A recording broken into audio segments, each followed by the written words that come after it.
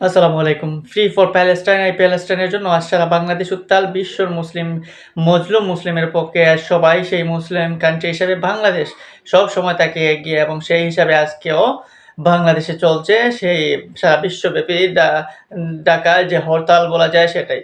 তো আজকেও বাংলাদেশের প্রত্যেক জায়গায় আমরা দেখছি ফিলিস্তিনের জন্য প্রত্যেকটা মানুষ কিভাবে আফসোস, কিভাবে উত্তাল হয়েছে, কিভাবে ইসরায়েলের বিরুদ্ধে স্লোগান দিচ্ছে এবং ফিলিস্তিনের অসহায় মজলুমদের পাশে দাঁড়িয়ে আজ কথা বলতেছে।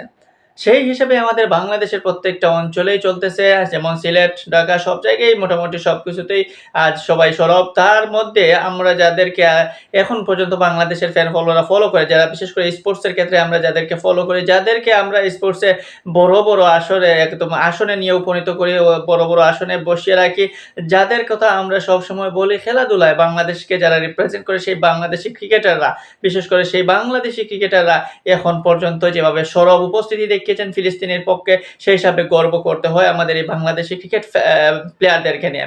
আর বাংলাদেশের ক্রিকেট প্লেয়ারদেরকে আমরা যখন সব সময় তাদের ব্যর্থতাকে আমরা বলে দেই, আবার তাদের সফলতায় আমরা যখন হাসি, যখন আনন্দিত হই, ঠিক তেমনি আজ মজলুম মুসলিমের পাশে দাঁড়িয়েছেন বাংলাদেশের ক্রিকেটাররা। অনেককেই দেখলাম তারা ফেসবুক স্ট্যাটাসে, ফেসবুকের মধ্যে কথা বলেছেন, ফেসবুকের মাধ্যমে তিনি তার মনের ভাব প্রকাশ করেছেন।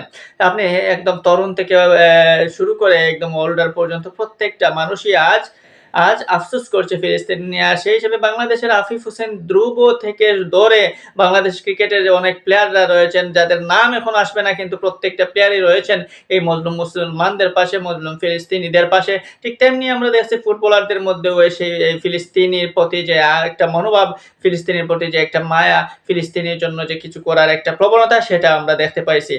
সো বাংলাদেশ ক্রিকেট নিয়ে আসলে এই মুহূর্তে গর্ব করতে হয়, বিশেষ করে বাংলাদেশি ক্রিকেট প্লেয়ারদের নিয়ে, বাংলাদেশ ফুটবল প্লেয়ারদের নিয়ে। ফুটবলার এখনো জাতীয় দলে যার আশা করতেছে, জাতীয় দলে যার সার্ভিসের জন্য বাংলাদেশ ফুটবল ফ্যানরা আশা করছে, সেই আল আমিনও দেখলাম পোস্ট করেছেন এই ফিলিস্তিনিকে নিয়ে।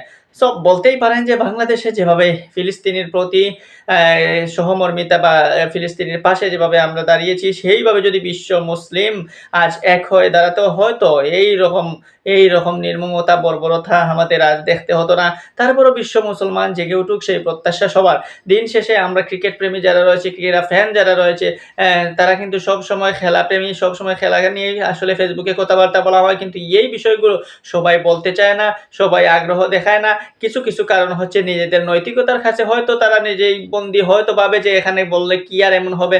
আবার কেউ মনে করে তাদের ব্যবসা একদম নষ্ট হয়ে যাবে, ব্যবসায়িকভাবে ওরা বিফলে চলে যাবে, সেই জন্য বলে না। কারণ ফেসবুকে দেখা যায় যে এই বিষয়ে যতই আপনি কথা বলবেন, ততই দেখা যায় যে রিচ কমে যায়। হ্যাঁ, ততই দেখা যায় যে আগে যেভাবে ভিউজ হতো সেই ভিউজ হয় না, কারণ রিচ কমে গেলে তো আর ভিউজ হবে কেমনে। নতুবা দেখা যায় যে কোনো ইস্যু হয়ে দাঁড়িয়ে আসে, বা কিংবা কোনো ভিডিও ডিলিট করতে হচ্ছে।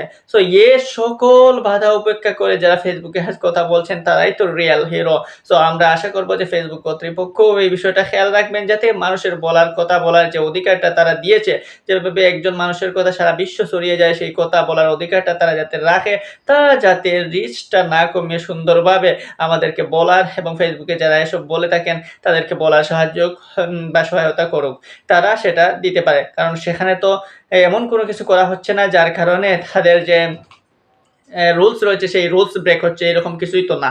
সো আশা করব এটা ফেসবুক কর্তৃপক্ষ দেখবে।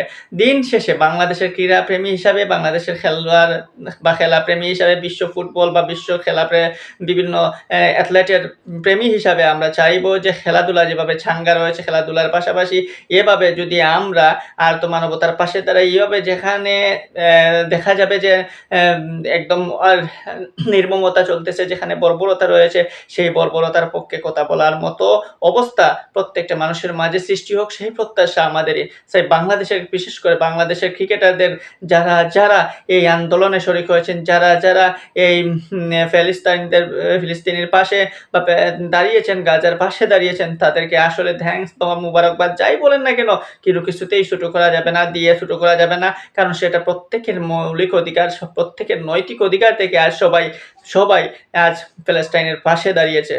তো আশা করব প্যালেস্টাইন আবারও আগের জায়গায় যাবে এবং এই নির্মমতা, এই বর্বরতারও অবসান হবে।